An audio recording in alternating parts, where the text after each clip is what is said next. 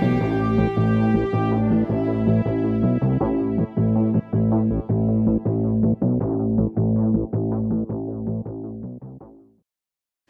afternoon. It's Monday, the 4th of September 2017, just after 1 o'clock. Welcome to UK Column News. I'm your host, Mike Robinson, and joining me in the studio today, Patrick Henningsen from 21st Century Wire. Thank you for joining us, Patrick. Great to be with you, Mike. We'll get straight on with it, Pat, because, we're about to blow up the world, apparently.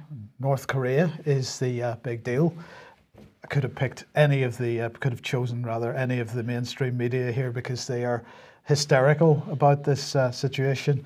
The Financial Times, Trump opens door to attack on North Korea after H-bomb test. First of all, what is the size of this hydrogen bomb? Is it a hydrogen bomb? What kind of missile is it going to go on? Does the missile have a guidance system? Is it an intercontinental ballistic missile? There are lots of questions here which the mainstream media doesn't seem to want to ask. They just seem to want to regurgitate a load of rhetoric. Well, the answer to a lot of those questions which you just posed there, Mike, if you look at this Financial Times article again, you'll see the word H-bomb is in quotes. Yes. So this is what's the mainstream media is hedging here, clearly hedging, because they themselves don't know. It seems so far, Mike, that the number one source for this report is the state broadcaster out of Pyongyang, so North Korean state media. So how much credence do you want to give those announcements? How politicized might they be, and why would Reuters, the Financial Times, and every single Western mainstream media outlet be taking that all verbatim without any verifications? Because it seems like they're always demanding verification from everybody else for their claims. Absolutely. Now, Matthew Rycroft stated this morning that the UK and its allies had called an emergency meeting of the UN Security Council this morning. This is what Theresa May had to say. She said this latest action by North Korea is reckless and poses an unacceptable further threat to the international community. I discussed various things with Abe and Japan earlier last week, and she said the international community has universally condemned this test and must come together to continue to increase the pressure on North Korea's leaders to stop their destabilizing actions. Well, we showed the Financial Times. Let's look at the BBC's coverage of it. North Korea preparing more missile launches, says the South. And South Korea decided that the best way that they could disengage from this whole thing would be to fire off some tests of their own. Now, they're not getting condemned for this for some reason. They're actually firing missiles, whereas North Korea is claiming that they did an H-bomb test. And what's interesting about those claims is an artificial earthquake is being claimed. Where's the independent seismic verification for this? We're still waiting for that, and so that's basically supposed to be the fingerprint of the H-bomb test. So again, we've seen these claims before from North Korea, and afterwards we found out retrospectively, Mike, that oftentimes they're exaggerated or they in fact didn't happen at all. The point is that North Korea does not have an operable intercontinental ballistic missile. They have never tested one successfully. For all intents and purposes, Mike, they haven't yet built one. So you can see the level of hype and reactionary rhetoric here being ramped up by the West, specifically by Washington, and of course the UK's comments are all too predictable. They seem to be doing more to increase the tension, Mike, and the so-called destabilizing efforts in the region than North Korea itself, who hasn't actually done much. And they're wanting to, of course, take everything they say at face value. This reminds me of ISIS, Mike, when ISIS releases a press release and the West are all too happy to basically take it at face value, verbatim, and saying, oh my gosh, look what ISIS has done or said. Here, look what they've claimed. And so without any kind of independent verification of the veracity of any of those statements or official releases, same thing is happening here in North Korea. It seems to suit Washington perfectly, actually, to take it at face value and then to react predictably in kind. And somebody in the chat box there saying Kim Jong-un ate my poodle. This is kind of the rhetoric. We've got to fear this man because he's going to kill us in our beds. Sure. So anyway, let's look at what Jim Mattis actually said, because he, the rhetoric here is amazing. We are not looking to the total annihilation of a country, namely North Korea, but as I said, we have many options to do so. That's not encouraging comments from the U.S. Secretary of Defense, Jay Mattis. This is kind of fighting talk, Mike, here. This is actually almost a declaration of war talk. What's he talking about? The annihilation of North Korea.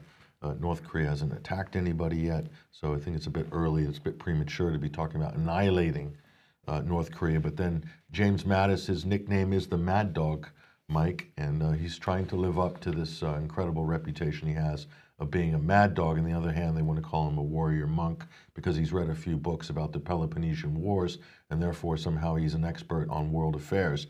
All I see with General Mattis and the rest of the military brass surrounding Donald Trump is 15 years of failure. 15 years of failure in Afghanistan, and another dozen years of failure in Iraq. So these are all, this cabal of generals, they've got great resumes full of the worst military and foreign policy failures in United States history. What exactly do they know about foreign affairs then? What do they have to offer the American people in the world other than failures in Afghanistan and Iraq? That's my question. So they're creating this new bogeyman for the world at the moment. Okay, North Korea has been an issue for a number of years, but it's been at a very low level. Suddenly it's right up in our faces all of a sudden. I'm wondering... very convenient timing. Why that is now. And, very convenient and do you timing. think this is something to do with it? On screen here we have Russia Today's article about Deir ez-Zor. Syrian army flattens ISIS positions, will enter Deir ez-Zor within 48 hours, according to the local governor. This is related. We want to divert attention away from the fact that the war in Syria is lost. It's lost. Somehow someone didn't get the memo, which we tried to issue back in December 2016 when East Aleppo was liberated and the terrorists were driven out of that position. That was a sea change moment. Deir ez-Zor, Mike, strategically is as important as Aleppo strategically, if we're talking about the whole of eastern Syria and northeastern Syria, and also Palmyra and Hama, and this triangle that ISIS has more or less had operational control over for the last few years. We're looking at the complete eradication of ISIS. Well, let's just look at this, because somebody was kind enough to tweet out a map showing ISIS occupation of Syria over the, since January this year. And the top left there, we've got ISIS looking like it's got about 2/3 of the country there. By August, it's got very little, and he's predicting that by January 2018, it'll be completely gone. This certainly seems to be the case. Yeah, and even that first figure there in January 2017, that's a bit exaggerated because all they're occupying there is barren, mostly barren desert.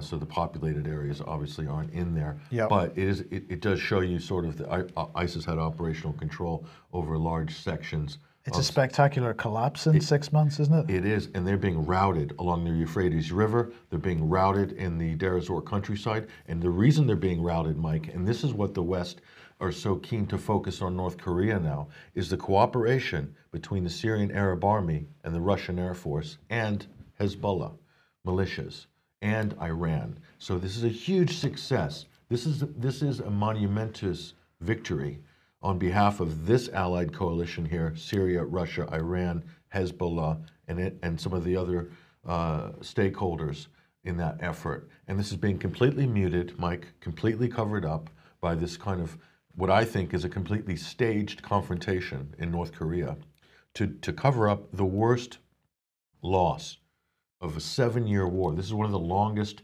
protracted conflicts waged by the West post-World War II. I think only Vietnam might be longer, but technically it might be one of the longest ever. And so they've absolutely lost. They've been routed. They've plowed billions of dollars into arming terrorists throughout Syria. This has been proven, Mike. We've proven it on this show. We've seen the documents that we presented as well. Weapons trafficking into the hands of terrorist groups, including ISIS, using these weapons, okay? And so look at this. After all this, they've destroyed half the country of Syria, and now they're having to withdraw. They've lost. And the last thing the Western countries want to do, the last thing the Nikki Haley's, Samantha Powers, or the Matthew Rycrofts of the world want to do is let the world see this on the 7 o'clock news. Well, let's add in this headline then from AMN. British troops withdraw from South Syria end training to Milton. So this has got to be part of it as well, because part of the collapse is not only because of the coordinated action of the Syrian army and the Russians and the others that you've mentioned, but part of the collapse as well is the fact that the West has removed its support for these militants, these terrorists. So this has got to be seen as good news. So the report here is that the UK has withdrawn its troops from the coalition-operated Al-Tarif base in Syria's southwestern desert and de facto ended all military assistance hitherto provided to the Free Syrian Army, affiliated mercenaries in the region, just like the US military personnel who were also part of the so-called moderate opposition training program in southern Syria. British Special Forces troops operated from a coalition base established in the town of Al-Tarif near Syria's border with Iraq, and they're running away because they operationally know that the war is lost. And they clearly don't want to be found with boots on the ground. And let's not forget that as recently as a few weeks ago, the Ministry of Defence was absolutely denying to me in a press exchange that there were any British boots on the ground in Syria. Of course, we understood that was a slight fib, shall we say, but it's good to see that the recognition is that they need to get out quickly. U.S. Special Forces and British Special Forces and other countries too, I believe Norway, France, Germany, and many others have participated in this project to sort of give technical and military backup to militants. They're saying the Free Syrian Army officially, Mike, but the Free Syrian Army is a construct that's used by the West to justify this illegal and illicit program, which is really backing terrorist groups for the most part. In fact, it's completely backing terrorist groups like al-Nusra and other al-Nusra affiliates, the many, many affiliates under that umbrella who've done rebranding and so forth. And so the British are there running cohorts, Mike, running cohorts. So that's what our militaries are doing in the West, and they've been hiding it and shrouding it in this sort of train and equip programs that they claim that they did but failed, or they're trying to train the Free Syrian Army to fight ISIS. What a joke. What a joke. The only person fighting ISIS right now, the only people actually fighting ISIS, if you look at the results, Mike, the Syrian Army, the Russian Air Force, Hezbollah, and Iran. I don't see the U.S. announcing losing any troops on the ground in any firefights with ISIS, any planes shot down, but the casualties are being sustained by Syria, by Russia, by Hezbollah, massive casualties. They're fighting the war on terror, not the West. The West seem to be doing it from an arm's length, pretending to be doing it for public relations purposes. In reality, what they're doing is trying to embolden, to arm, and to empower extremist groups in the hopes that they might destabilize the country and overthrow what they call the regime in Damascus. That's what's been going on for the last 6 years. Okay, well, in parallel with all this, because it's a complex picture, the pressure on Russia continues. Just little spiteful little things from time to time that come up. So let's just look at a few of them. First of all, we have Goldsmiths University in London hosting this conference that they're calling, and the headline or the title of the conference is Pussy Riot, Russia's Official Media and How to Subvert It. Correct me if I'm wrong, but subversion is an aggressive act, Patrick. Yeah. So they're saying how to subvert RT, and this is kind of an act of desperation here. Who are Pussy Riot, by the way? I think it's this supposedly a pop group. No one's ever actually heard any of their music, but they made YouTube videos, and I think a few of them got thrown into jail for simulating and defiling the sort of holy cathedral in Moscow. And so my simple question is to everybody out there who supports Pussy Riot, what would happen if you did that in Westminster Abbey? Yeah. Or in the National Cathedral in Washington, D.C., or St. Patrick's Cathedral in New York City? Do you think that the authorities would be clapping and calling you a free speech hero, or would you in fact be arrested and possibly thrown in jail, sentenced? End up on the sex offenders register. Who knows? So anyway, this conference, it's a free conference, so maybe some people would like to go along to it and ask some interesting questions. I think they might. This is, apparently Maria is a political activist, artist, and founding member of the punk collective Pussy Riot. convicted in 2012 of hooliganism motivated by religious hatred, as you say, and she helped fund Mediazona after her release. Helped fund it. Yes. I wonder who else funded it. Well, possibly a certain Hungarian friend of ours. Our Hungarian friend, yes. yes. So they're going to run a series of talks and performances, and there's going to be questions, I'm sure. Wow. So maybe people want to go along to that. Sounds exciting. In the meantime, in the United States, you're invading Russian consulates, closing down Russian consulates. This is a dark day in American diplomacy, says Ms. Zakharova, the Foreign Ministry spokesperson.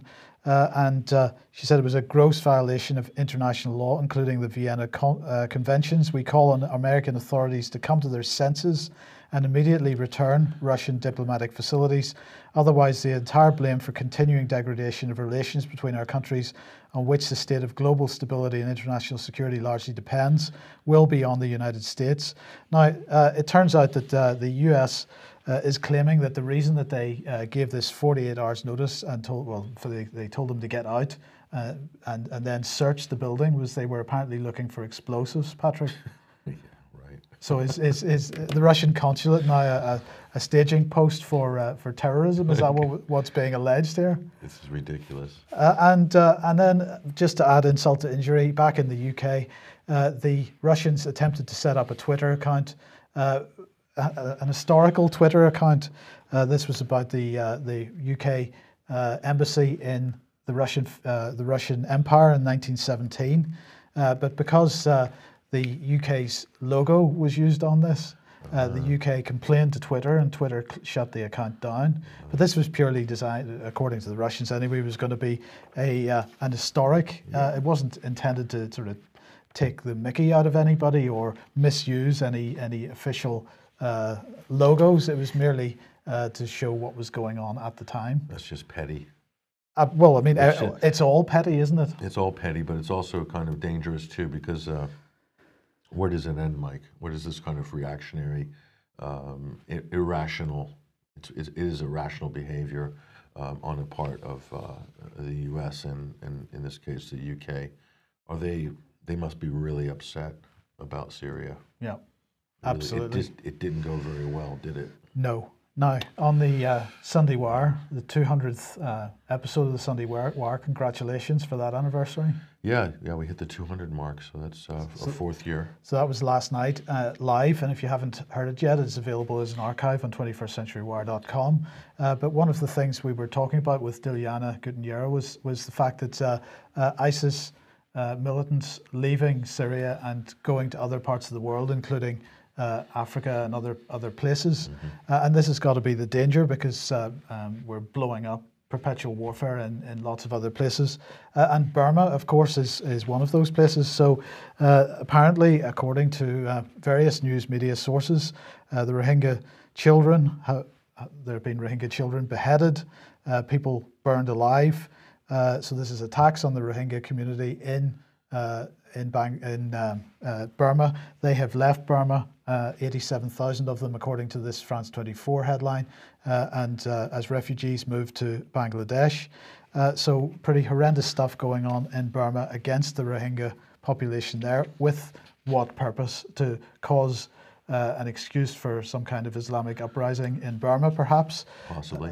What does Boris Johnson have to say? He said Aung San Suu Kyi is rightly regarded as one of the most inspiring figures of her age, but the treatment of the Rohingya is, alas, besmirching the reputation of Burma. So that's what he had to say. But I just thought it was interesting, Patrick, that once again we have more problems in a country that's been in receipt of British international development funding.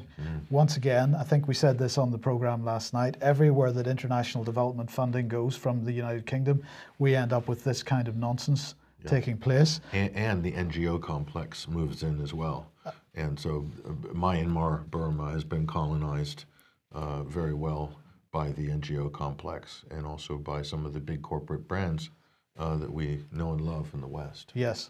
Yes, and not only in Burma, because somewhere else has been in receipt of Department for International Development money, of course, Kenya, and 2 policemen apparently killed by Islamic extremists in Kenya yesterday. So it's Britain's old stomping ground there. Absolutely. Kenya, gangs and counter gangs. Just thinking of the Mau Mau uprisings in the 50s, and this looks like a redux of sorts. But they've spread this this right across the world, and of course, they're the insurgents, the people that are pushing this, have had good training in the Middle East. Yeah, and I think it's important in all of these, in Burma, in Kenya, and all these places, Mike. There's been a cycle of violence and sectarianism that's been promoted by the former colonial rulers of those countries as well. And the NGOs are also big into promoting tribal differences, sectarianism, just like the sort of identity politics that's being cultivated here in Europe. Just look how NGOs and charities are active in our countries, trying to promote division between people, racial division, sectarianism. They're absolutely at it in Africa. And look at places like the Congo, Rwanda, South Sudan, Uganda, all of these places that we mentioned as well in Asia. So this is a way to divide and rule former colonial possessions. So we should be on the lookout for some of this activity and be able to call it out as it happens. Absolutely. Now, the Tipperary Peace Convention is about to take place. This is 32 years, they say, of promoting a peaceful future as an annual peace prize. Interesting. It was created by local Tipperary people, apparently, to counter association between Tipperary and the song "Long Way to Tipperary," which is used by the British military as a marching song, and they wanted to separate themselves a bit from this association with armies and war, particularly the British Army and any wars. So it's been awarded annually, as I say, since 1984. Bob Geldof has received it. Gordon Wilson, who was the Irish senator and peace campaigner. Mikhail Gorbachev, Nelson Mandela, Bill Clinton, Rudy Giuliani has received one. Rudy Giuliani. Rudy, yes. Wow. Is he a peaceful man, Patrick? Well, he's made millions of dollars in the global police state security business, and he is a sort of an arch neoconservative when it comes to foreign policy. He hasn't seen an intervention he doesn't like. And Bill Clinton, interesting, is this the man that bombed Yugoslavia? Is this the same Bill Clinton that bombed Iraq? It seems to me. Yes. Why would you give a peace prize to someone like that? So hold on to your hats, because this year's winners, the white hats, the white helmets. Oh, well, and there's even the fake white helmets photo using the women. Absolutely. Claiming that they have women rescuers. I thought that's very nice that they're using. Is that the photo they're using? That is the photo that they're using. Wow, so they're using a fake staged photo to promote their award this year. Absolutely. That's very interesting. Why would they choose the white helmets for a peace prize? Well, because they didn't get the Nobel Peace Prize last year, so we've got to get some third-class alternative. So a consolation prize. Consolation prize, perhaps. But anyway, it may not be too late, because it hasn't been awarded yet. We know that they've won, but it hasn't been awarded yet, and we know that right up to the line with the Nobel Committee, that they had intended to give the White Helmets the prize last year, but the campaigning around that stopped it absolutely at the 11th hour. So there's still an opportunity perhaps to stop this. There is a telephone number that I've been given that maybe people might like to give their thoughts on this. If the 00353 62 33 is a number that you might like to call and offer some thoughts on whether the White Helmets are an appropriate organization to win this or not. Well, we've shown evidence on this program, Mike, and on other programs that show White Helmets members, many of them in fact, dozens of them in fact, also having dual membership with al-Nusra, for instance, and seen armed as well. So, I'd say, how can you be a member of an internationally recognized terrorist group fighting for a terrorist group is funded by foreign powers as well and armed, and then somehow be a peaceful search and rescue first responder too, with a first responder group, Mike, that's getting hundreds of millions of dollars from USAID, the British Foreign Office, the EU, and a number of other countries. It doesn't really add up very well.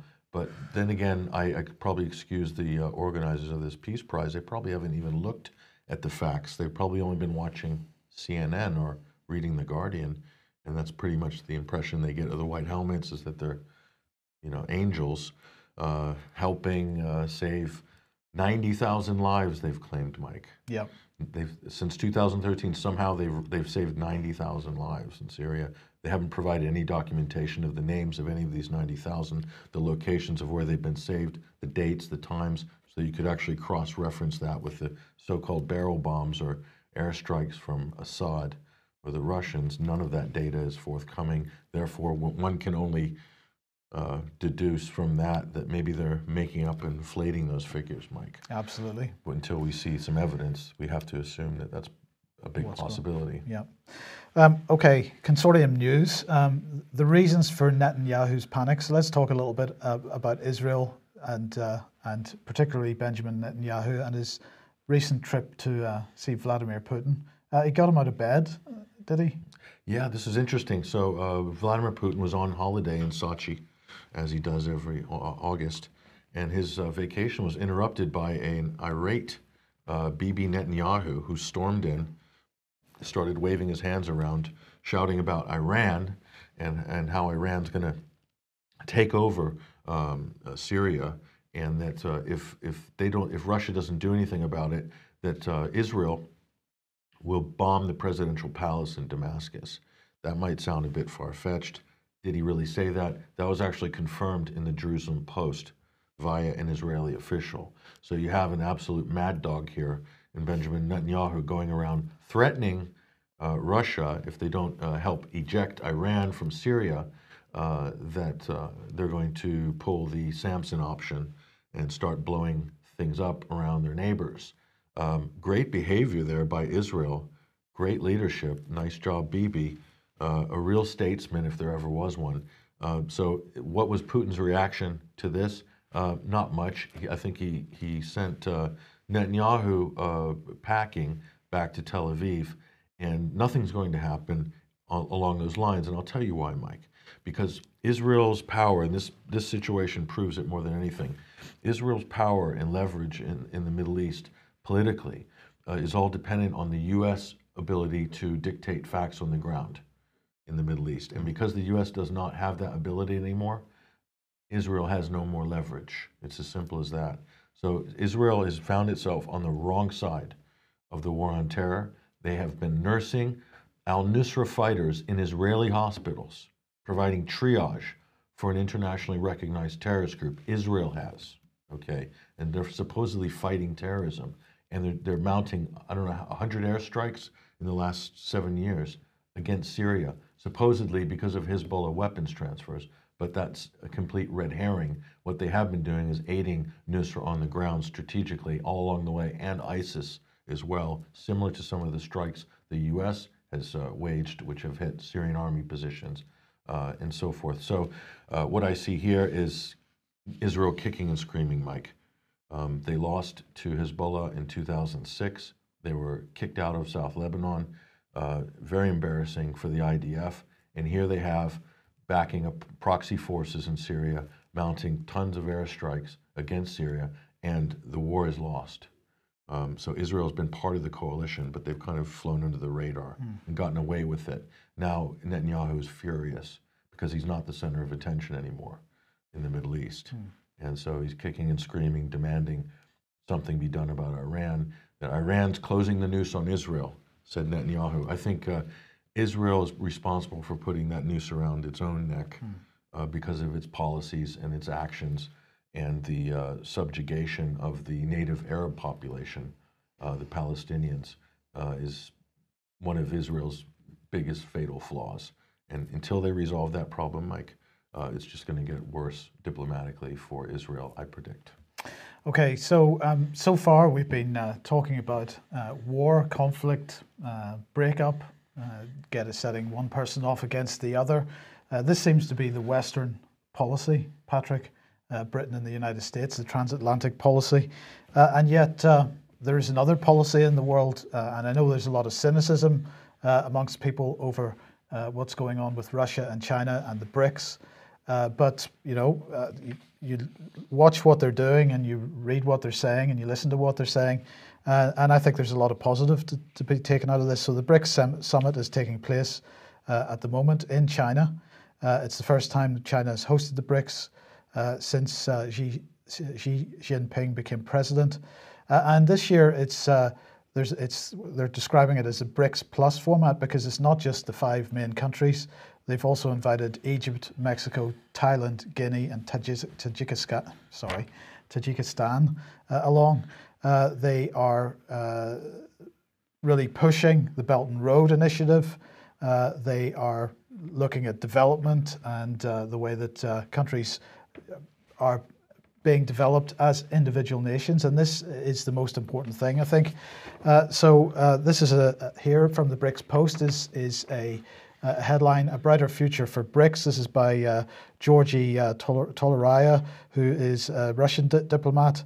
He's now executive director of the Russian National Committee on BRICS Research, and he's just describing how important the BRICS Plus initiative is because they're wanting to spread this out. But of course, many people have suggested in the past that this is some kind of embryonic European Union style or NAFTA style organization. I'm just going to say, when you read what they say about it, this is not how it comes across at all. So they issued their joint declaration. Of course, in the joint declaration that they issued this morning, they were condemning what was going on with North Korea and so on. But just reading the first couple of paragraphs of this, it says, "We, the leaders of the Federative Republic of Brazil, the Russian Federation, the Republic of India, the People's Republic of China, and the Republic of South Africa met on the 4th of September at the 9th BRICS Summit under the theme BRICS Stronger Partnership for a Brighter Future. We endeavour to build on our achievements already made with a shared vision for future development of the BRICS. We reiterate that the overarching objective is and our desire for peace, security and development and cooperation that brought us together 10 years ago. BRICS countries have since traversed a remarkable journey together." And they said, "Upholding development and multilateralism, we are working together for a more just, equitable, fair, democratic and representative international political and economic order." And that, I think, has to be set against the rhetoric of Theresa May with her rules-based international order, and which is a globalist rules-based with one set of rules which apply to everybody. And what seems to be going on here, once again, is this idea of mutual development, multilateralism, nation states, independent, sovereign nation states working together where it's convenient and where it's appropriate. But nobody is trying to sort of take over anybody else or impose a set of outside rules on anybody else. It seems like, to me anyway, Patrick, like a different ideology, a different paradigm that's being presented here. Well, the problem with the Theresa May's rules-based international order is that it is one set of rules, Mike, and it applies to everybody except the United States and Britain and some of the sort of the top, so-called top-tier countries. Those rules generally don't apply to them, and definitely not to Israel, by the way. But there's a big difference. You can't compare the European Union project to the BRICS project. Look at those core principles, multilateralism, for instance. And also promoting the individual nation states rather than trying to homogenize them and to dampen them down, their identities and so forth. And this is a multi-continental effort, Mike. This isn't, the diversity there is unbelievable. You got Africa, South Africa, Asia, Europe, Eurasia. To compare this to the EU project is completely different. Clearly, this is about cooperation. This is about generating wealth and generating some sort of trade agreements and cooperation between these countries. And especially you have the disadvantaged countries in there that can definitely benefit from partnering up with more powerful, prosperous countries, like I'm talking about South Africa, for instance, can benefit from that. So it's just a different approach, really, to the sort of the neo-colonial approach, which is to rape, pillage, plunder, the globalization approach, which is, offshore everything and import everything and look for as cheap labor as you can find. Every business wants cheap labor, Mike, but there should be some sort of limits and some sort of understanding that this could be like hugely damaging to certain sections of society. So this is something that the Walmarts of the world and some of the big corporations in the West are very slow to want to adopt. Absolutely. Right. We'll just end on this one, complete change the subject, Patrick, but this from the Evening Standard yesterday. Tech giants must pay to stop extremists using sites, says UK terror watchdog. Now, this is Max Hill QC, who's the independent reviewer of terrorism legislation, and he was giving an interview to the Evening Standard. Amber Rudd had suggested, of course, we know over the last couple of months, that tech firms would face massive fines and new legislation if they didn't do more to remove extremist content. Now, of course, you and I know that it's not extremist content that they're removing at the moment because it seems like ISIS and organizations like this have no problem to continue to push out their stuff on Google, on Facebook, on Twitter, and so on. In fact, what they're censoring is the likes of the UK column and 21st Century Wire, Consortium News, and Ron Paul, Global and Research, these types of organizations. So Max Hill QC said that he didn't want to see these types of what he described as sledgehammer new laws. But what he did do was that he said that he had had a discussion with some technology companies about whether it would put, so he's talking about encryption mainly here, because of course encryption is the big fear that governments have, that domestic extremists, non-violent extremists are using encryption to get organized and so on. He said that he had had a discussion with some of the tech companies, and what he wanted to do was to set up a scenario where encryption would be withheld from the likes of you and I until positive identification of us was made by the tech company. So he said if the technology would permit that sort of perusal, identification and verification prior to posting, that would form a very good solution. So basically what he's saying is everybody would have to, when they hit that post button to send the message encrypted, the check would be done at that point, make sure that you are who you are, and only then would the message be sent encrypted. Otherwise it would be sent perhaps unencrypted. They're still looking at ways to do this. Now this is the Independent Reviewer of Terrorism Legislation website, and what's interesting is they describe themselves, they say the uniqueness of the role lies in its complete independence from government. So here we have a man who, rather than providing oversight to what government is doing, is in fact reinforcing what government is doing by directly contacting the tech companies and suggesting that they take this action. This isn't the activities of an independent reviewer or an oversight committee.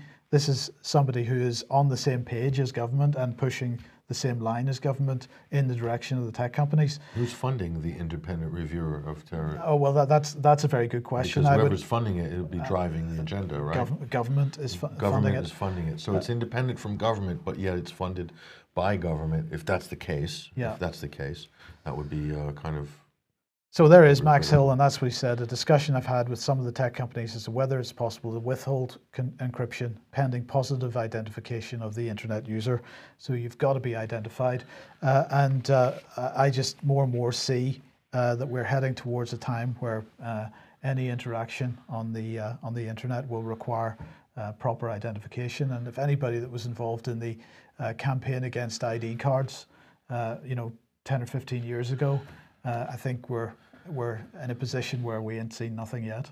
No, and this is exactly, it's very similar to the gun argument, banning guns in America.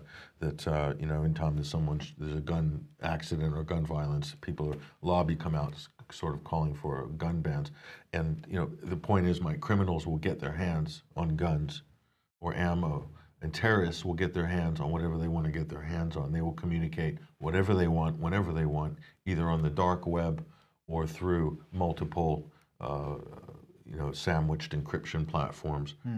You're not going to be able to catch criminals this way. So, but again, this is the state. Its only way to solve these problems seems to be to take more freedoms and privacy and liberty away from everybody. That seems to be the state's only answer, Mike, to all of these so-called crises. Is remove your rights, remove your privacy, take away more of your liberty. Wasn't this issue discussed in 1984 and Brave New World and books like that? Yeah, and that's where we're at. We're here, and I really question some of these so-called advocates, these QCs, these lawyers who are coming out like this. What is their view on personal liberty? And what is the nature of the threat? This is something that we cannot get the government, Mike, to ever come clean on. What is the nature of the terrorist threat? You know, where does the terrorist threat emanate from? What role is the government playing in enabling the terrorist threat? Creating it, facilitating it, the use of informants. Our government's, US, UK, and other NATO state governments' roles in recruiting and dispatching and sending and arming and supporting extremist fighters in Syria and bringing them back to the UK, some of them on benefits, you know, right now, and calling them refugees or asylum seekers or whatever. I mean, is there a level of danger involved in that? Could this create problems in the future? It absolutely has. If you look at the situation with Afghanistan, for instance, and Al-Qaeda in the United States. So as much as there is this kind of homegrown, duplicitous version of domestic terror, there are real terrorists and real extremists running around who have at one point been working with our militaries or the state or intelligence agencies. And how are you going to manage all of these moving parts, Mike? This is a problem. So is maybe the solution not to have gotten involved in that to begin with? Because certainly it was because of some overseas geopolitical agenda. And then it comes home to roost. Look at France. They can't manage everything in France. They're all under surveillance. They're all known wolves. Everybody knows who everybody is, and yet they're still running around doing crime. Big problem. Big problem. Okay, thank you very much, Patrick. We'll leave it at that. Well, more on North Korea tomorrow. Yeah. It'll be us in the studio again tomorrow. Yeah, we'll have some first-hand accounts. Very special guest going to join us tomorrow with some of her images and observations from the DPRK. Yeah. We will see you then, 1 p.m. as usual. Bye-bye.